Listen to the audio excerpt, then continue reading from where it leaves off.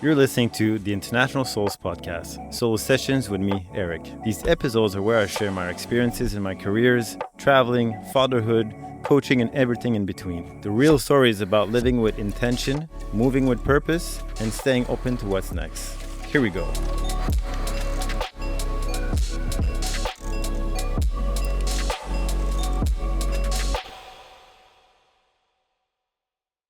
Welcome to the International Souls Podcast. Today is a solo session with myself, Eric, and I'm very excited about this one. It's where I will be sharing more about how I turn a passion into a career through DJing, my passion to music, my love to create musical playlists, vibes. I was always the one who was putting my iPods, and how I was capable on switching that mindset and really creating a business out of it while doing something I loved.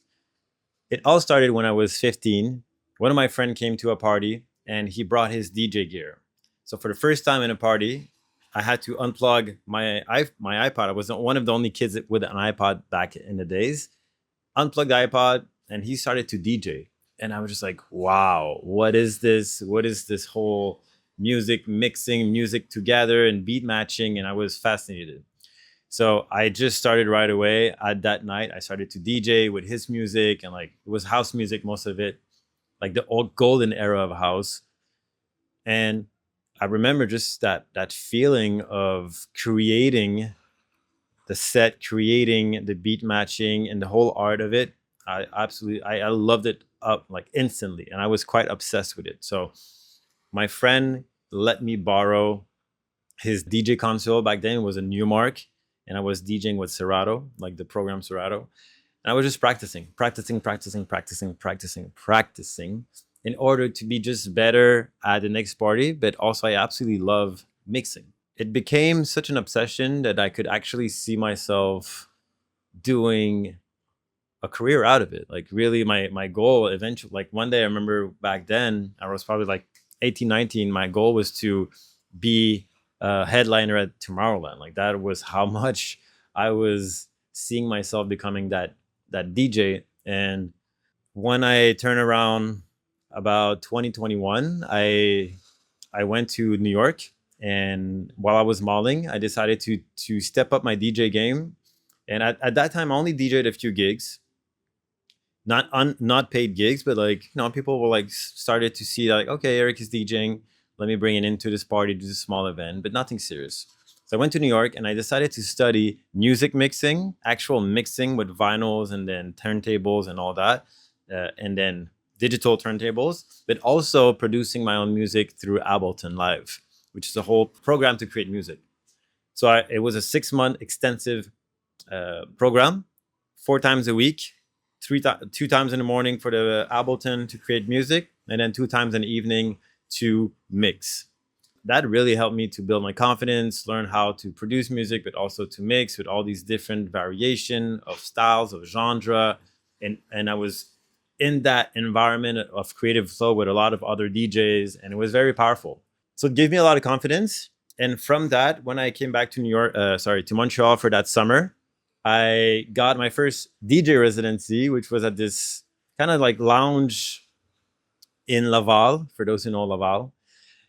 It was paid $200 for 5 hours of DJing, I think every Friday for like from 8 p.m. to 1 a.m.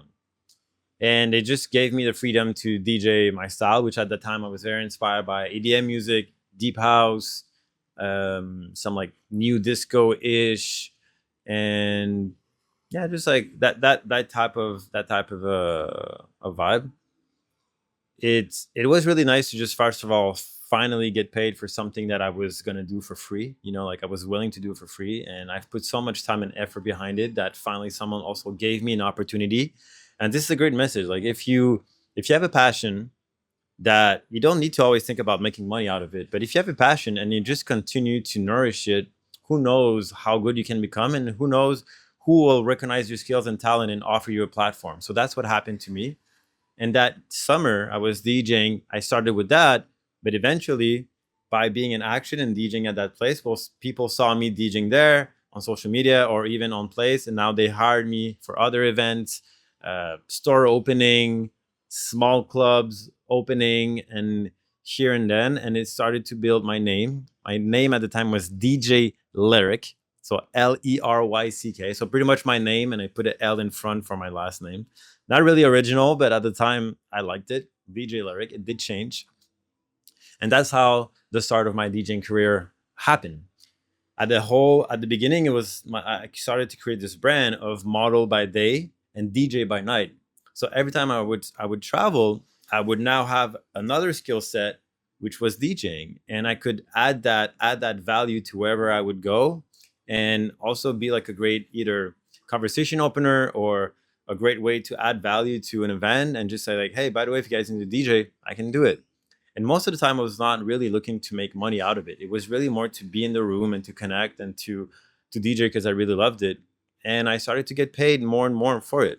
So while I was in New York, that next year, because I lived there for almost 3 years, was there and I was DJing all these model parties. I started to DJ in a few like clubs and stuff. And I decided to come back to Montreal. And now I am in a meeting with the W Hotel, and they're like, Eric, we saw you, we heard about you, we're interested, and this was through a friend who like referred me, and they're like, yeah, we think you could be a great fit to come and DJ every Friday at the Wonder Bar back in the days from 10 p.m. to 3 a.m.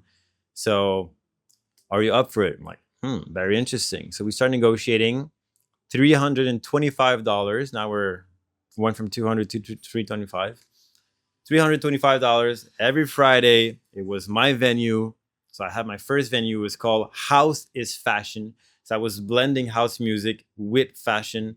We did this deal with my agency Dolcedo, so all the models could come.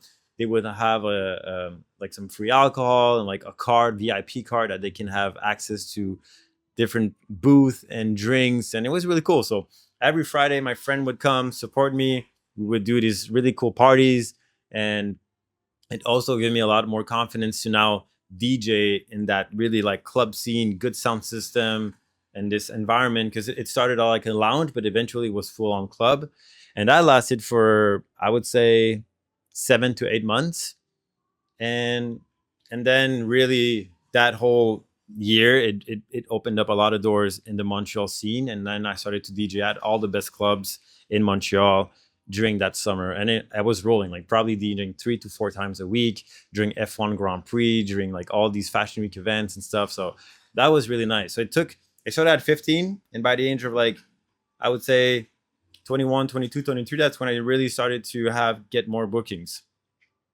However, the downside for me was to the big challenge as well was the habit that came with DJing. So there's habit stacking, we call, right? Like especially in coaching and building healthy habits, you can be stacking healthy habits. I'll give you an example. You wake up early, you drink water, second habit. You go meditate, third habit. You decide to go move your body, work out, and eat a healthy smoothie. Boom, 4 habit stacking that is healthy for you. But it can also go on the other side where it's negative healthy habit stacking. So for example, when I was DJing, I would sleep late, drink alcohol at every set. I will have like I liked vodka at the time, so I would have some vodka while DJing. I would eat food late because I was always so hungry at like 2-3 a.m. when I was finished my set, sometimes 4 a.m. Eat late, sleep late, wake up late, and repeat. So that was my body just, and I was still young, but my body absolutely didn't like it. And I had a decision to make, So after a few years of DJing and nightlife and partying, my body was just, I had these headaches and migraines and low energy. And I'm like, okay, this is not sustainable. I cannot function in this environment. So it was either I had to recreate how I was DJing, the whole habit, or I had to shift something. And I did decided to shift the whole thing. So I took a break from actual DJing and shifting my energy into fitness, wellness, and coaching. And that's when I got into my coaching career and took that a lot more serious. So I switched my whole circadian rhythm, going from sleeping late, waking up late, to sleeping early, waking up early. That was a big first shift. And then eventually everything just started to rebalance, and I refilled my energy back again. My migraine starting to leave. It was unfortunate to take a break from that DJing world for a little bit, but at the same time was really essential because a few years later, when we did started to build the International Souls, DJing was a pillar because it's still a passion and a skill set that I have and I'm very comfortable with, and I love sharing that vibe and that energy. So through the International Souls, it was great to give myself permission to DJ again, but also what it meant to DJ. Very intentional. So I started to take more day gigs. I was traveling, so I was here in Nicaragua, in Tulum, in Little Corn Island, in LA. So I started to take day gigs, and that was so much fun. I'm like, wow, I can actually DJ and be done by like 7 p.m. Um, not drink alcohol, like just enjoy like a nice smoothie or just a glass of water, DJ for 2 hours, drink sunset, or even just DJ in the day, like a pool party or stuff like that. So I started to revisit my DJing career. I changed my name to DD Truth Seeker, and changed my whole sound. So it started as a DJ. I think it's so important to evolve your sound and to like. I always get really inspired by all these different environment and music. So, for example, when I'm here in Latin America, I'm very inspired by house music, but also the Latin sound, the suavemente sound, the Spanish culture, the different instrument that Spanish music will have, and I will incorporate that in my set and bring like this international flavor. If I'm in Tulum, then it's going to be a bit more mystical, a bit more organic house, using these different sounds and different BPM. So for me, traveling inspires a lot my music and my music playlists and my sets and my styles. And I think like 3 4 years ago, I received my first ecstatic dance. So for me, that was a big game changer. DJing, I was not a DJ, I was receiving it as a guest, but the DJ was playing this music, and the music was so intentional, it was primal, it was these different frequencies that would just open my heart and my all these different chakra channels through the music, and I just literally felt it. I'm like, wow, I didn't know that. And everyone was sober, and it was such a beautiful energy. I'm like, wow, this is definitely something I want to pursue. So I started to do a lot more research in that type of music and started to create these spaces and these events where I would now be hosting and DJing for ecstatic dance. So that was a whole new world for me, you know? So I went to the concept of like club life, club music, that environment, to now DJing, very conscious, a lot like awakening the consciousness, connecting with your body, sober in these different settings. And people were feeling great at the end of the evening. They were not feeling, just hungover, like in that environment of alcohols and drugs and stuff. So it shifted, and it just gave me so much faith and hope that, okay, there's a whole different way that I can use my passion here, my music, to help other people's, which was aligned with my coaching skills. And that's the beauty of it, to take a break from it and now to move forward. And as I was shifting my identity, well, my way of DJing also shifted, and now that's pretty much what I do. So when I'm DJing, I'm very intentional about it. I do say no often to invitation that is in that dark environment place, but when it's aligned and it's this, like in Tulum, these beautiful cenotes while doing a yoga set. So DJing, incorporating yoga together, and then the static dance. It's wonderful, So there's a lot of ways that you can go about your passions. There's a lot of ways you can also evolve as an artist. And it's important to have these introspections, shift your identity as you move forward. And for me, that was the most powerful way. And now this summer, I'm very excited. I'll be DJing at a few places in Montreal, but they're all daytimes, by the water, by a lake, in a terrace, during the sunset. And I'm bringing my international flavors with me since I've been traveling to all these places. And I'm very excited, And another thing that is important about your craft as an artist is to always practice, just stay on top of it, because there's a lot of artists out there, but if you really want to stand out, you have to be good. Like, you have to really understand the program, the artistry, the creating part of it. And if you stay on top of that, I think that you should start receiving those invitations. So keep on nourishing those passion, keep on nourishing those skill sets, and who knows what it can come out of it, and keep an open mind and just be willing to adjust and to shift accordingly. So I'm very excited about what's next in my DJing career. and where it will bring me, and the connection and people I'll be able to inspire and also be in the room with. And yeah.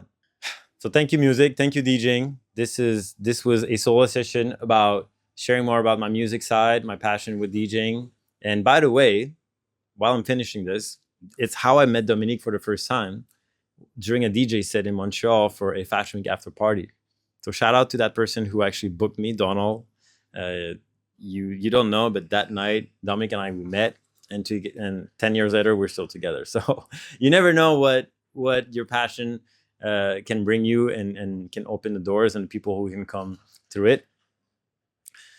So that's it, guys. Follow your passion, nourish it, and just have an open heart. This was a solo session with me, Eric. I hope that you enjoyed this episode. If you did, please like and subscribe. It goes a long way. Share it. This is all from the heart, and I really appreciate you tuning in. I'll see you next time. If you enjoyed the episode, don't forget to follow the show and leave us a review wherever you get your podcasts. It really helps us to grow and keep the conversation going. Thanks for listening.